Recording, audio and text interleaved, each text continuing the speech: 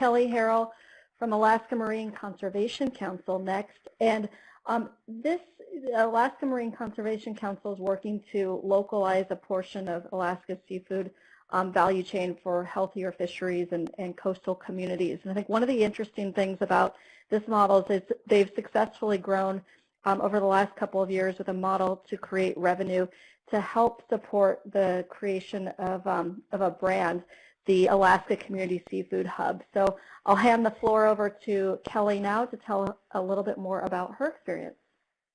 Hi everyone, can you hear me okay?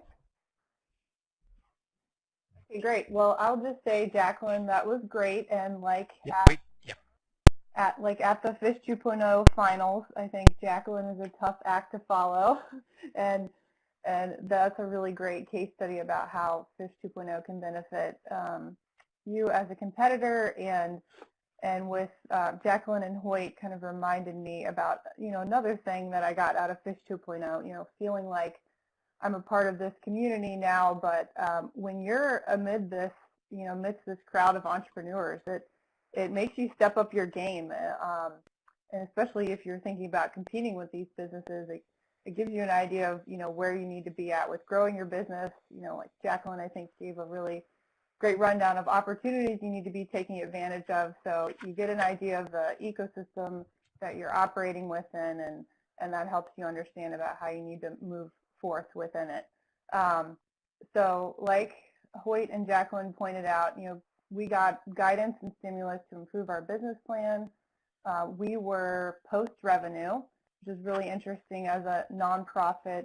Our model, our social enterprise operates still within our nonprofit as a program of our nonprofit, but we were in Track C, which was a really interesting place to be as a nonprofit that wasn't trying to grow in great ways financially. We were really trying to grow our social and environmental impact, and still are, and our business plan at that time was fairly freshly complete, but it still required us to go back to certain parts of our business plan and continue to refine and tweak them with the support of some really great mentors.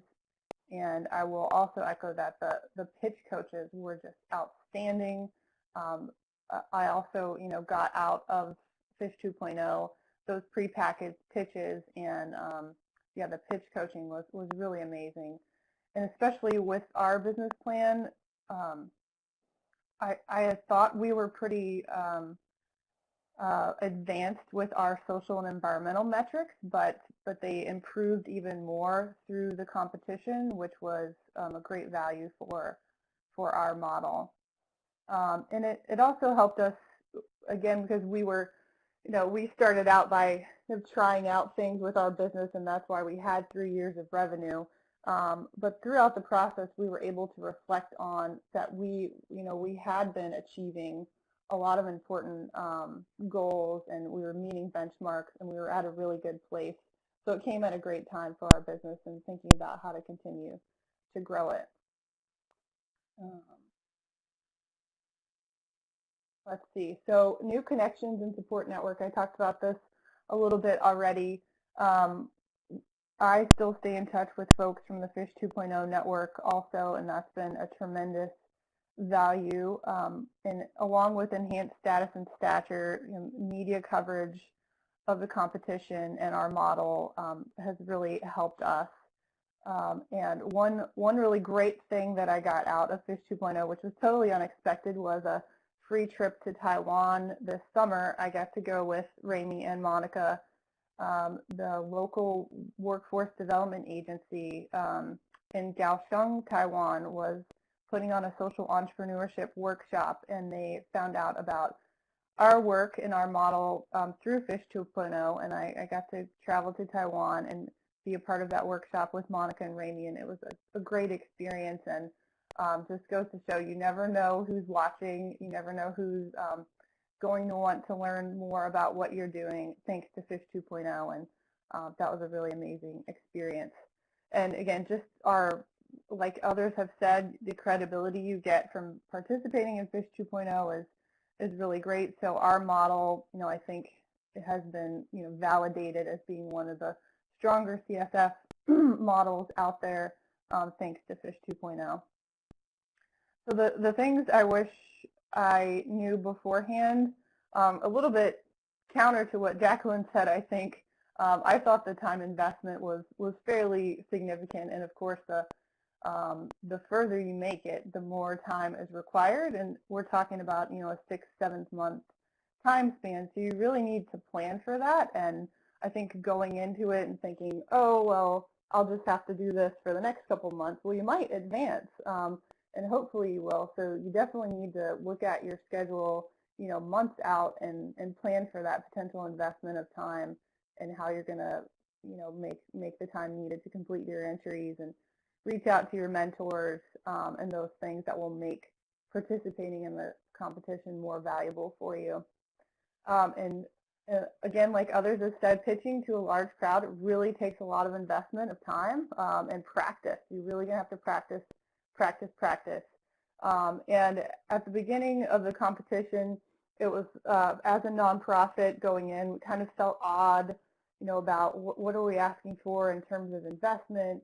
And I think, you know, I learned nonprofits do have a role to play, and you should try and figure that out, you know, beforehand a little bit more, but be confident, you know, going in as a nonprofit that you don't necessarily have to spin off as a nonprofit if that's not what your model calls for. So I know that's kind of an interesting space right now, and exploring when it's the right time or not to spin off, but nonprofits do have a role to play in the competition, and it was so very valuable for us. So my advice to competitors, again, is just plan for the time investment that you will need, and plan to make time to practice, especially, again, if you go to the finals. Practicing the pitch is extremely important. And Hoyt mentioned